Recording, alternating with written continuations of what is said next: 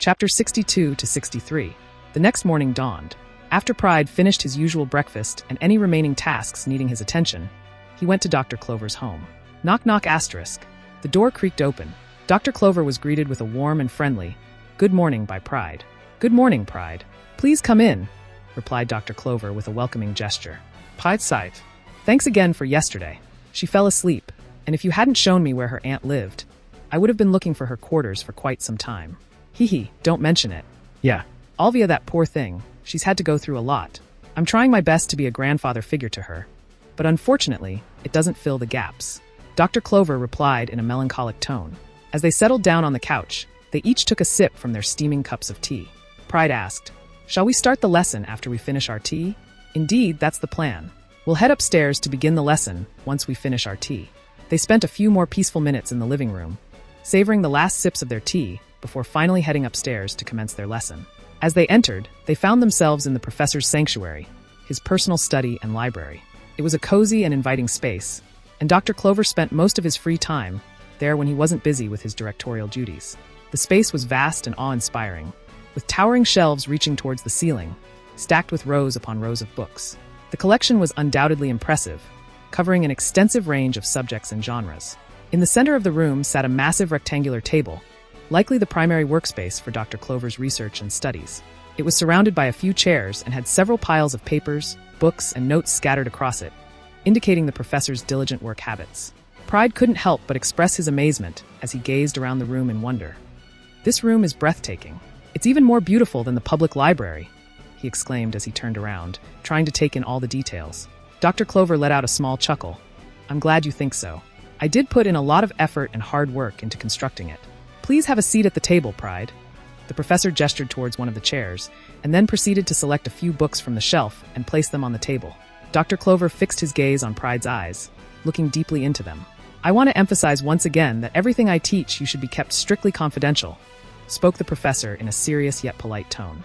"You have my word, Dr. Clover." The professor nodded in acknowledgement. "Before we dive into the specifics, may I ask what your understanding of the poneglyphs is? This will help me tailor my explanation to ensure it is clear and informative for you." Pride took a moment to collect his thoughts, carefully considering his answer to make sure he didn't reveal any information. "I'm at a loss for any other possibilities besides that the ancient inscriptions might contain a message," he lamented. "It's precisely why I made the journey to O'Hara in the first place." Dr. Clover flashed a smile. "Your response is certainly not incorrect. Allow me to begin from the start," he said, taking a momentary pause to collect his thoughts. "The poneglyphs are crucial ancient artifacts in our world, created by a long-forgotten civilization referred to as the Lost Kingdom. This civilization was renowned for their exceptional technological advancements." Continuing on, he explained, "The poneglyphs hold invaluable information regarding the history of our world and the mysterious power wielded by the Lost Kingdom. Scholars believe that the poneglyphs were crafted by the remaining members of the Lost Kingdom to safeguard their knowledge and mysteries for generations to come." Pride was already well-versed in the knowledge that Dr. Clover had imparted, having learned about it through the anime. Nonetheless, he realized the importance of responding discreetly. After all, it would be odd for an outsider like himself to possess an extensive understanding of the poneglyphs and their history without any affiliation to O'Hara or Dr. Clover's inner circle. Pride couldn't help but flash a wide grin. "As I had mentioned earlier, my ultimate goal is to unravel all the mysteries of the world, and deciphering the ancient stone tablets is an ideal place to start." Dr. Clover couldn't help but marvel at the incredible books before him, letting out a soft chuckle. However, his expression soon grew serious, as he felt it was crucial to impart some wisdom. "I must warn you," he said solemnly, "that the world government is dedicated to keeping all knowledge of the past a secret. Once you have learned how to read and write the ancient stone tablets, you will become the greatest enemy of the world government." He emphasized the gravity of the situation, wanting to ensure that his message was fully understood. Learning how to read and write the ancient stone tablets could potentially lead to uncovering information that the world government does not want to be exposed, and they are willing to go to great lengths to prevent that from happening. "Dr. Clover, I acknowledge your concern, but my determination to uncover the secrets of this world remains unshaken," Pride responded with unwavering confidence. Following that, the professor proceeded to open the first book. Wearing a grin, he exclaimed, "Excellent, let's begin." As he flipped through the pages, he landed on the first page titled "The Language of the Ancient World." As depicted in the anime before, the individual characters were noticeable, but Pride realized that he had never paid much attention to them while watching the TV series. Upon scrutinizing them more closely, He realized that there was no connection between these characters and any language from his previous world. The writing on the poneglyphs is usually large and angular.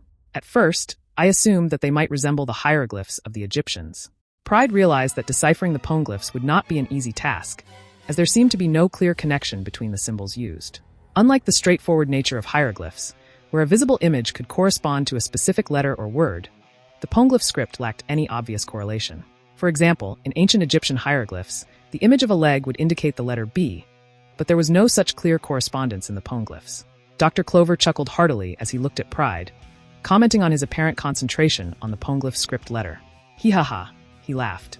It looks like you're about to make a breakthrough in deciphering the script. Pride let out a sigh and explained to Dr. Clover. For a brief moment, the script seemed quite familiar to me, which is why I was gazing at it so intently. Dr. Clover didn't seem bothered by Pride's sigh and responded in a reassuring manner. I can tell you one thing. Learning the ancient language is a difficult and often time-consuming process. He flashed a grin, indicating that he was not deterred by the challenge, but, in fact, relished the opportunity to teach Pride. But fear not, with me as your teacher, the process will be considerably shortened, he added with a confident tone. Internally, Pride felt a sense of deep contentment. While he knew that deciphering the poneglyph script would be a challenging and time-consuming task, he was pleased that he would not have to spend years in vain. However, the idea of giving up his life as a pirate and following in Dr. Clover's footsteps was amusing to him, causing him to let out a laugh. The sudden laughter caught Dr. Clover's attention, and he looked at Pride with a bewildered expression. "What's so funny?" he asked, curious to know what had triggered such a reaction. Pride's laughter gradually subsided. "Oh, it's nothing really. I just remembered something amusing." As evening fell, Pride retired to his bed, ready to rest after a long day of studying the poneglyph scripts with Dr. Clover. He felt a wave of exhaustion wash over him. His mind was still processing the new information he had learned throughout the day, and the mental strain of deciphering the complex script had taken its toll on him. He let out a deep sigh. Mental strain can be more demanding than physical strain, that's for sure. Pride had spent most of the day in Dr. Clover's personal library, listening to lectures and trying to understand the language of the poneglyphs. He knew it was unrealistic to expect to make significant progress in just one day, especially given the complexity of the language and the fact that only a few people had ever mastered it. Still, Pride felt a sense of disappointment at not having made any tangible progress, even though he knew that the first step in learning any new skill was usually the hardest. He closed his eyes, allowing himself to fully relax and let go of the day's events. Patience is key. Each day, Pride would arrive at Dr. Clover's doorstep to receive instruction from him in the art of ancient scripts. Despite the enormous challenge that it posed, Pride persisted in his daily lessons with Dr. Clover. The language of the ancient script was entirely foreign to him and lacked any contextual familiarity, but with each passing day, he found himself gradually improving. The once daunting task became easier as Pride's determination and hard work paid off. Thanks to the professor's excellent teaching skills and guidance, Pride's progress accelerated day by day. Slowly but surely, he began to memorize the ancient script letter by letter, committing them to memory in his mind. 3 months later, Pride devoted much of his time to his daily lessons with Dr. Clover, absorbing as much knowledge as he could. With each passing day, he learned more symbols and their meanings, gradually building his understanding of the complex language. While he was now able to guess the meaning of some of the illustrations, there were still many that were beyond his comprehension. Pride was aware that he couldn't devote all of his time to the study of the ancient script, despite his deep enjoyment of the subject. He recognized the importance of balancing his newfound passion with the other aspects of his life. After his daily lessons with Dr. Clover, Pride made a conscious effort to seek out some variety in his life. Sometimes he would spend his evenings practicing and refining his devil fruit powers or training in his other abilities. Other times, he would take a break from his studies and enjoy some quality time with Olivia, engaging in activities such as flying and camping sessions. By maintaining a healthy balance between his newfound passion and his other pursuits, Pride was able to enjoy the benefits of both. And so another 8 months went by. Over time, Pride's dedication and hard work in studying the ancient script began to pay off. He became increasingly adept at the language, developing a deeper understanding of its complexities and nuances. In addition to his growing proficiency in the ancient script, Pride also noticed a slight increase in his physical strength, though not to a significant degree. He realized that while daily individual training had pushed him forward, there was only so much he could accomplish on his own. Pride closed the last book. Dr. Clover's grin widened as he congratulated Pride on his impressive achievement. "Congratulations, Pride. You've done it. While you may not be 100% fluent yet, you have still mastered the ancient language." Dr. Clover's pride and satisfaction in his pupil's progress were evident in his beaming smile. Pride returned the grin, feeling grateful for Dr. Clover's guidance and mentorship. "Thank you, Professor. I couldn't have done it without your expert teaching and patience." He chuckled heartily at Pride's words and playful banter. "Well, I won't deny that I'm a pretty great teacher," he said, stroking his chin beard with a twinkle in his eye. "But let's not forget that you put in the hard work and dedication to get to this point. You should be proud of your achievement, Pride." Dr. Clover's expression became more serious as he gestured for Pride to follow him. "Come with me, Pride. You're ready, and I want to show you something interesting." Pride followed the professor out of his house and towards the Tree of Knowledge. However, instead of heading straight to the tree, they veered off to a secluded area. As they walked, Pride noticed Dr. Clover glancing around cautiously before stopping at a hidden spot. He looked around again to ensure that no one was watching before pressing a hidden button, which triggered a mechanism. Pride watched in fascination as a hidden door slid open, revealing a secret passageway. Stiarg. Pride looked at the open passageway with a mixture of curiosity and confusion. "Professor, where does this hidden path lead?" Dr. Clover chuckled in response to Pride's question. "You'll just have to wait and see, my young friend," he said, a mischievous glint in his eye. "It's always more exciting to be surprised, don't you think?" As Pride and Dr. Clover made their way through the secret passageway, the entrance closed behind them, as if it had never existed. They walked for several minutes in silence, with Pride following the professor's every step closely. The passageway was narrow, and the walls were made of rough, uneven stone. Pride could feel the cool, damp air against his skin as they made their way deeper into the underground tunnel. After walking through the secret passageway, Pride and Dr. Clover finally arrived at a door, and the two of them entered. As they stepped inside, Pride's eyes widened in amazement. He could hardly believe what he was seeing. "Are we inside the Tree of Knowledge?" he asked in awe, gazing around the room. Dr. Clover laughed heartily at Pride's question. "Hee-ha, you guessed it right. You are one of the few who knows of its existence," he said, his eyes sparkling with excitement. "This room is a part of the Tree of Knowledge, a place where only a select few are allowed to enter." Pride looked around in wonder, taking in the incredible sight before him. The room was vast, with shelves that seemed to stretch up into the heavens themselves, filled with books and artifacts of every kind. "Not true, is it?" asked Pride. Dr. Clover chuckled at his question. "It's very much true, my dear Pride," he replied, a note of amusement in his voice. Dr. Clover led him to the center of the room, where a large pedestal stood. On top of the pedestal was a stone slab, and Pride realized with a start that it was one of the poneglyphs. In the anime, O'Hara was destroyed, and it was always a mystery whether they had a poneglyph. Now it's certain. They had one. The professor smiled and continued, "As we have previously discussed in our lessons, poneglyphs come in 3 distinct types: historical, instructional, and road. The road poneglyphs are the rarest of them all, and the one we have in front of us is a dash." Before the professor could even finish his sentence, Pride's voice interjected. "Historical poneglyph." "Exactly," Dr. Clover exclaimed with a grin. "Why don't you give it a shot and see if you can uncover precisely what's contained in the message?" Afterward, he made his way toward the colossal stone tablet. While reading from left to right, his facial expression gradually transformed. A smile began to emerge on his face. "We are at war. Day by day, we fight against them. They see us as a threat and want to exterminate us. But we will not give up. Sooner or later, we will defeat them. Do not trust the world government," he read aloud, and as he did, his expression shifted from surprise to determination, and finally, to a broad smile of satisfaction. Tiger D. Lu.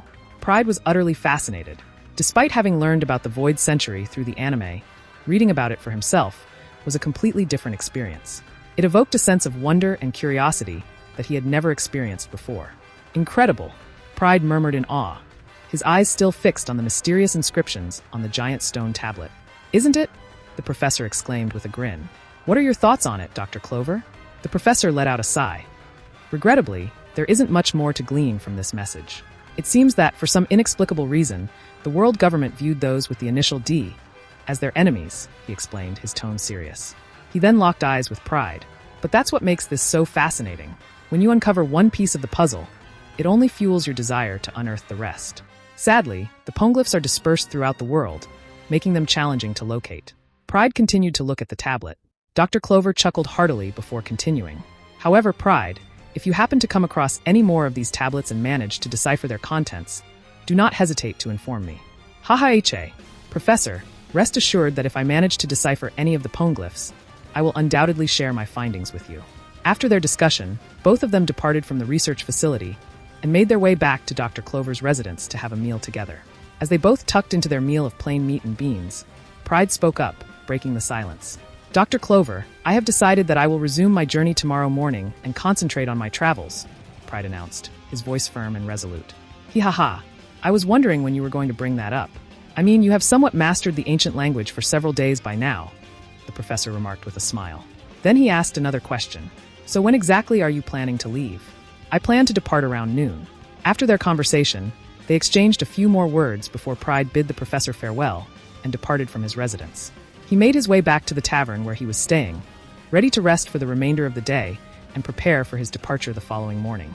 The next day, several people had gathered at the harbor, including Pride, who was wearing his mask to remain undetected during his departure, Dr. Clover, Alvia, and a few other archaeologists whom Pride had befriended during his stay.